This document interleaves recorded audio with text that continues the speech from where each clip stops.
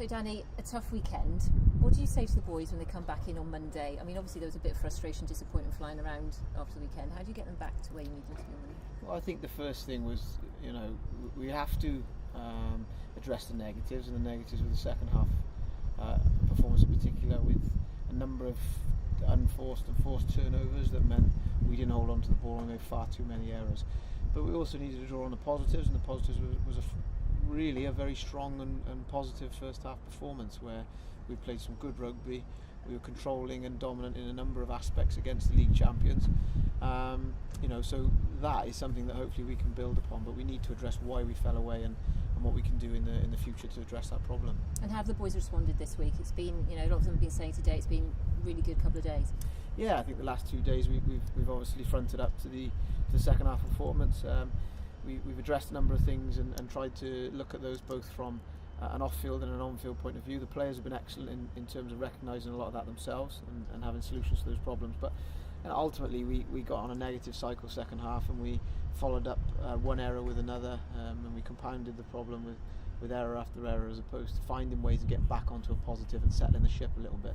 And I think that comes from our leadership group, which have been excellent this week in terms of addressing that problem, and hopefully it will stand us in good stead going forward.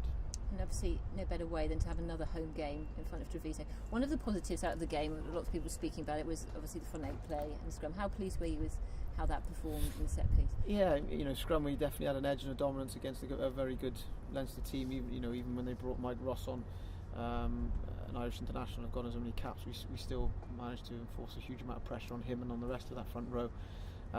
We only had 4 scrums on our feed, which was a little bit disappointing, so I think you'd have seen a bit more dominance and a few more penalties had we managed to have a few more scrums output in. They, on the other hand, had something like 18 scrum feeds, which we managed to pressure their delivery. So it showed that with the new scrum laws, we managed to adapt reasonably well, and I was pleased with our scrum performance. Line out, likewise, our line out was extremely effective on the day and produced some good ball and a couple of reasonable drives. The disappointing thing was the drive defence. We let in a very soft try, which we've addressed and looked at, and we've got a number of things wrong there. So, but from a first game and a start point, from a forwards point of view, I was pleased. And in terms of some of the young props, particularly the guys that you would have known through your work with the Wales 20s, how encouraging is it to see people like Rob Evans and Samson Lee particularly coming through against tough opposition? Yeah, definitely, and I think Samps is really growing. We've seen Samps' progress last year.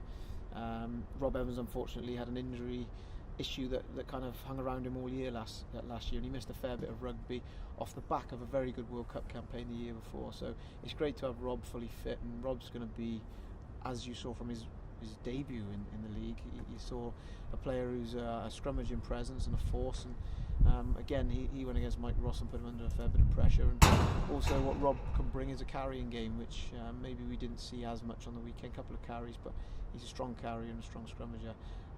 When you add to that, those youngsters with the guidance and experience of Phil John, who's been excellent in that leadership role from a scrummaging point of view, and Ken and Ems and even Kirby Mayo, we've got a number of good players there, and I've missed a few out, a number of good players coming through.